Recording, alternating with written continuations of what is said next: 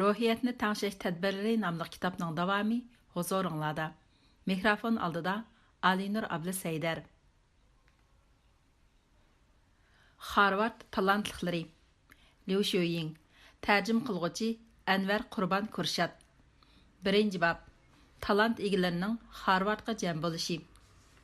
Tug'ilishdala devang bola deyilgan Witter 9 yoshga kirganda Germaniyaning Leipzig universitetiga o'qishga kirgan. 14 yoshida doktorlik unvoniga erishgan. 16 yoshida Berlin universitetining qonunchilik ilmiy professorligini ustiga olgan. 1914 yili Aran 15 yosh kirgan Sadis Harvard universitetini bitkizgan. Aran 13 yosh kirgan Adolf Belua Harvard universitetiga o'qishga kirgan hamda maktabni 1 yil burun bitkizgan. 14 yoshlik Lopart Vena Harvard universitetini aspirantlar yurtida o'qib, 18 yoshida falsafa doktorlik unvoniga erishgan. 1999 yili Jungoning Chengdu shahridagi qiz Liu Yiting Harvardga qabul qilindi. Bu bolalar o'xshamagan davrlarda, o'xshamagan davlatlardan chiqqan. Biroq ularning bir o'rtaqligi hammasi Karl Witter tarbiyalash usulining unimiga erishkichilar. Tinim topmay o'zini takomillashtirayotgan tashkiliy gavda Harvard universiteti. Harvard universiteti 1636 yil qurilgan. Amerikadagi eng uzun tarixga ega oliy bilim yurti. Shu yili 10 oyning 28 kuni Massachusetts shtati oliy sud mahkamasi ovoz berib, 400 fond sterling ajratib bir universitet qurishni qaror qilgan. 1637 yili 11 oyning 15 kuni maktabning o'rni yangi Tovinga bekitilib, keyin yana Cambridgega o'zgartirilgan. Undaqda bu maktab nima uchun keyin Harvard deb atalgan? Harvardning kelish manbasini surishtirsak, bu tabiiyla Charlestonning yaqin atrofidagi Yohan Harvard ismli yosh Bostonning xayr-saxovat ishlari bilan bog'landi. U bir taqvodor mo'tivar, bilimga herisman odam bo'lib, o'lib ketishdan burungi 2 yilda o'zi saqlagan 400 parcha kitob va mol-mulkning yarmini yangi qurilgan bu maktabga mardlik bilan iona qilgan. U iona qilgan narsalarning nomidagi umumiy qiymati 779 fond sterling. U mol-mulkining yarmini iona qilgan bo'lsa-mu, lekin ayni vaqtda maktab qurishda faqat kitob elish qilib ko'p xarajat ketadi. Harvard iona qilgan pul oliy xalq sud mahkamasi bir maktab qurishga ajratgan xarajatdan 2-3 hassa ko'p edi. Uning bu harakati ayni vaqt kishilarning hurmatiga sazovor bo'lgan. Shunglashqa sud mahkamasi maktabga Harvard universiteti deb nom bergan. Bu Bostir balkim o'zining tarixda o'chmas obida tiklaydiganligini faqat o'ylamagan bo'lg'aydi. Maktab qurilib 1800-yilga kelganda Angliyadan Massachusetts shtatiga ko'chib kelgan protestant ko'chmanlari ichida Oxford va Cambridge universitetini bitkizgan taxminan 100 nafar maktabdosh avlodlarini Oxford, Cambridge universitetlariga o'xshash tarbiyalash usuli bilan tarbiyalashni qaror qilgan. Tunji maktab mudirligini 1640 yili Dengiz o'tagan. Umu ayni vaqtda bu maktabdagi birdan-bir professor edi. Tunji o'qish yilida maktabga faqat 4 nafar o'quvchi kirgan bo'lsa-mu, u ularga yanada Cambridge'niki o'xshash tarbiya berishni qaror qilgan. Universitet qurilgan dastlabki 100 yil jarayonida butun professorlar qo'shini 1 nafar maktab mudiri va 3-4 nafar yetakchi o'qituvchidan tashkil topgan bo'lib, bir sinfning 4 yillik barliq darslarini har bir professor navbat bilan huddigilib o'tgan. Shuningdan boshlab 150 yil ichida o'qitish usuli, o'lchimi va darsliklarning hammasida Yevropaning an'anasiga varislik qilingan. Albatta, ular ba'zi taraflarni o'zgartgan. Masalan, Harvard universiteti İbray tili, qadimgi Suriya tili va arab tilini o'rganishga bir qadar ahamiyat bergan. Lekin logika, matematika va tabiiy fanlarga sal qaragan.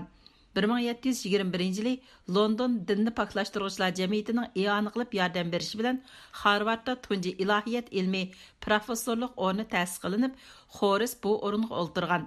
6 yildan keyin yana bir diniy jamiyat iona qilib, matematika va tabiat fanlari professorlik o'rniga mablag' yordam qilgan. Protestantlar va ularning keyingi avlodlari Injil fanning haqiqiy nufuziga to'liq vakillik qilolmaydi deb qaraydi. Shunglashqa darsliklarni planlashda din bilan fan o'rtasida surkilish yo'q edi. İncildeki ibareler bilen matematikалық әхли yakun yoki kuzatish tajribalar zitlashib qolganda ular dinni qo'g'dashda ching turolmaydi. Amerika inqilobidan burun Harvard universiteti Amerika ma'rifidagi rahbarlik o'rnini yo'qotgan. Filadelfiya va Nyu-Yorkdagi universitetlar uning o'rnini bosgan.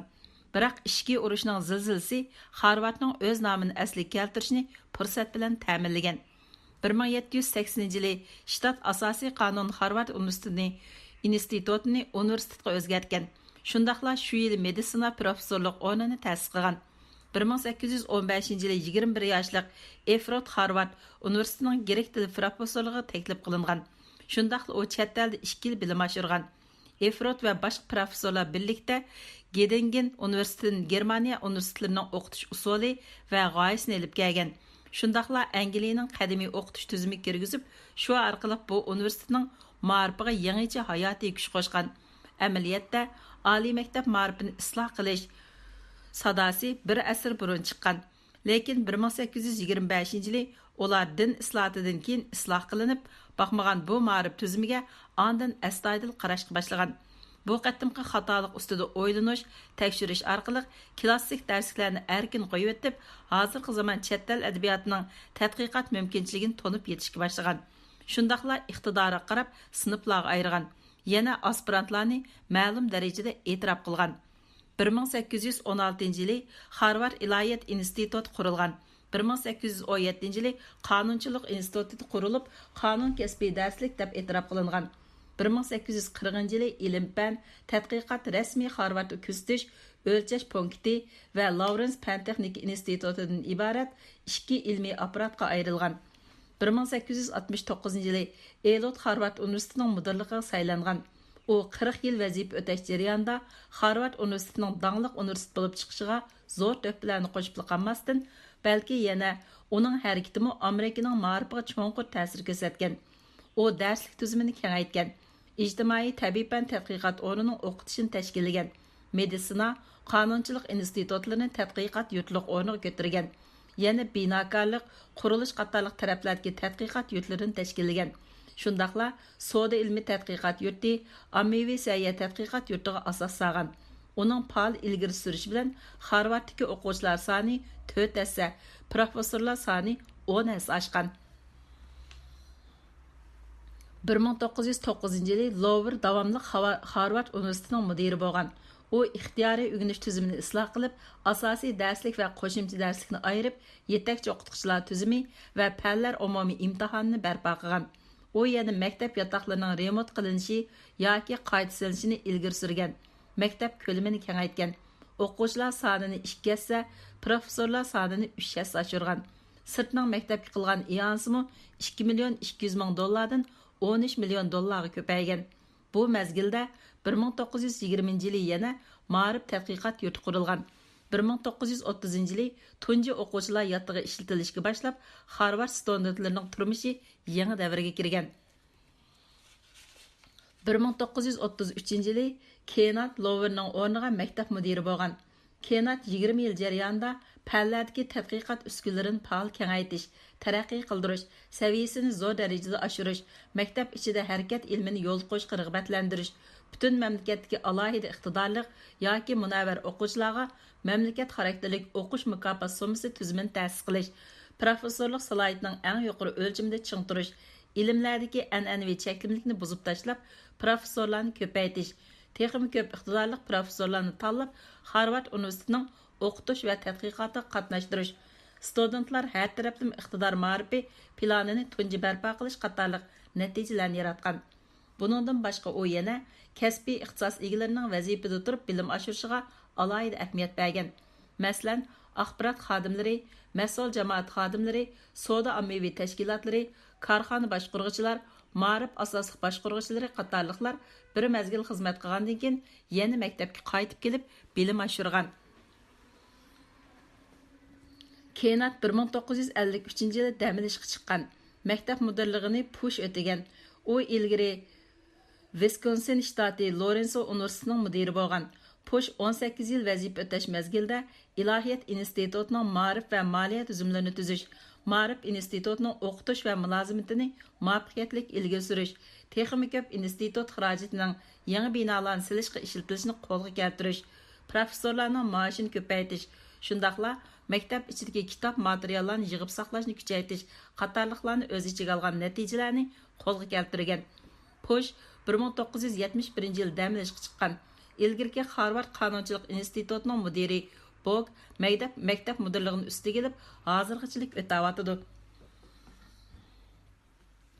Harvard xususiy maktab bo'lish sifati bilan hech qanday diniy mazhabga tava emas.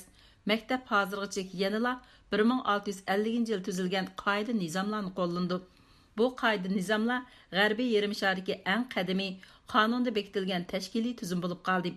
Harvard bu tuzum bo'yicha tinim topmay kurash qilib, o'zini davomli takomillashtirgan tashkiliy to'p bo'lib, eng yuqori tashkiloti bir nafar maktab mudiri, bir nafar buxgalter va 5 nafar faxriy mudiriyat a'zosini o'z ichiga oladi. Maktab xarajatiga aloqador barliq chiqimlar, professorlarga nom berish va barliq muhim ishlar Harvard universiteti mudiri va faxriy mudiriyat a'zolarining nomida bartaraf qilinadi. Yuqori tashkilot chiqargan muhim qarorlar yoki vazifaga qo'yish, nom berish cho'qim ma'muriy taftish komitetining ma'qulligini olgandan keyin ondan kuchga ega bo'ladi. Hozir Harvard universitetining egilgan ko'lami necha yuz ingliz mokilidir. Asosligi Chal daryosini bo'ylab ayrim Cambridge va Bostondan iborat ikki joydan o'tadi. Universitet markaziy bo'limida yiliga 45 ming nafar o'quvchi ichidagi taxminan 3dan 1 qism o'quvchi ijtimoiy, tabiiy fan ilmiy unvon ilish uchun o'qiydi. Zo'r ko'p qism yangi o'quvchilarning yotoqlari Kon maktab maydoni rayoni ichida bo'ladi. Yuqori yillik o'quvchilarning ko'p qismi ayrim 9 yotoq rayonida turadi. Bu yotoq rayonlarining hammasiga Harvard va Amerikadagi danglik shaxslarning nomi qo'yilgan. Ular Adams, Donster, Eliot, Winthrop, Kirkland, Leverott, Lowell, Madhir, Choynis. Her bir yotoq rayoni bir mustaqil turmush markazi bo'lib, o'zining restorani, yotiqi, kutubxonasi hamda ko'ngil ichish aslahallari bor. O'quvchilar turalg'i shakli bilan ayrildi.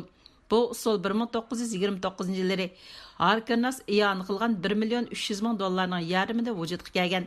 Bu rayon ayrish Harvard o'quvchilarining maktabdagi o'rganish, turmush usulini, maktab boshqarishning tarqoqligini butunlay o'zgartgan. Yotoqdoshlar tafsiliy, inchiklik bilan tanlangan.